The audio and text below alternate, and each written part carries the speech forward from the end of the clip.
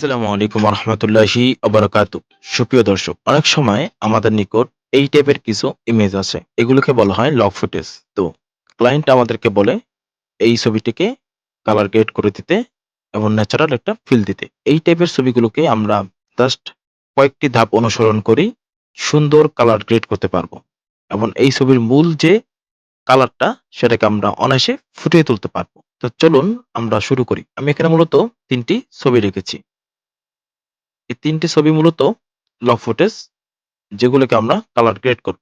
সর্বপ্রথম আমি এখান থেকে ইমেজ অ্যাডজাস্টমেন্ট, এখান থেকে চলে যাব আমি ক্রাফটসে, যার শর্টকাট হচ্ছে কন্ট্রোল এম। এখানে আমি উপরে দিলে সাদা হবে, নিচে দিলে ব্ল্যাক হবে। জাস্ট আমি এটা হালকা একটু উপরে দিব, হালকা একটু নিচে দিব। এটা হলো এস। দেখুন এইটা আর এইটা কতটা পার্থক্য। এখন আমি ফিল্টার থেকে ক্যামেরা র ফিল্টারে চলে যাই। এখন আমার মতন করে আমি এটাকে কালার কম বেশ করে দিই।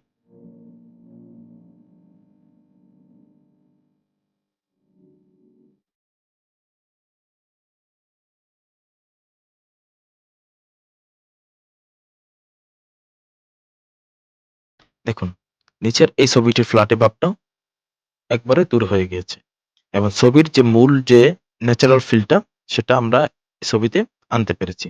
সেম ভাবে আমি যদি এই ফুটেজে চলে যাই, কন্ট্রোল এম অর্থাৎ ক্রাফট চালু করব এবং এস।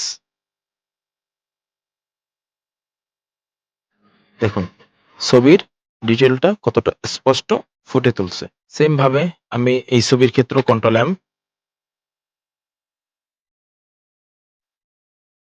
এস এটা দিলাম। দেখুন দুইটা ছবির ভিতরে আকাশ পাতাল ব্যবধান। এখন এই ছবিগুলোর ভিতরে আমরা কেন সহজে কালার গ্রেড করতে পারবো না? কারণ এই ছবিটি লক, অর্থাৎ এর ডিটেলস, এর স্যাচুরেশন, এর হাইলাইটস সবগুলো লক হয়ে গেছে। যার কারণে এই ফুটেজগুলোর ভিতরে তা অল্প আকারে ব্যবহার হয়ে থাকে। যার ফলে আমরা যখন ক্যামেরা র ফিল্টারে চলে যাব, এডিট করতে গেলে দেখবেন ছবিটা একভাবে হয়ে গেছে।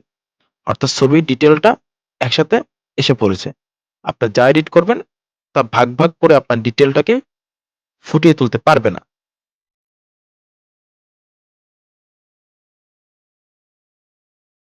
দেখুন ছবিটা কিন্তু এখনো সেই ফ্যাকাশে ভাবটা রয়ে গেছে। এখন যদি আমি কন্ট্রোল এম চাপ দিই এবং এটা যদি আমি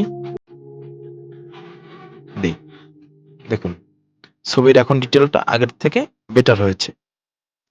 তো এই টাইপের ছবিগুলো যদি আসে, আমরা অনায়াসে ক্রাফটস থেকে এস দিব। এরপর আমরা ক্যামেরা র ফিল্টার দ্বারা ছবিতে আমরা কালার ক্রিয়েট করব। এরকম টিউটোরিয়াল পেতে আমার চ্যানেলটি ফলো করে রাখুন।